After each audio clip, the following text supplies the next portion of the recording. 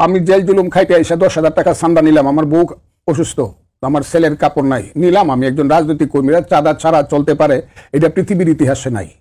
এই কারণে বলি আমাদের দেশের মানুষ রাজনীতি করার জন্য এত পাগল ফারা কেন? আপনি যদি এর সাদা নিয়ে আপনার রাজনীতি সংগঠন চালাতে হয় তাহলে তো ওই সংগঠনের দরকার নেই। রাজনীতির অর্থ হলো সাধারণ মানুষের নিরাপত্তা দেওয়া, খেদমত করা, হেফাজতে রাখা।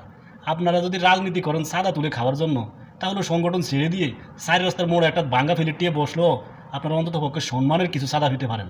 এখন যেটা করতেছেন এটা তো অসম্মানের সাদা। পুরো দেশ জুড়ে আপনাদের মানুষে এত সিসি করতেছে, আপনাদের কি শরম বরম কিছুই নাই?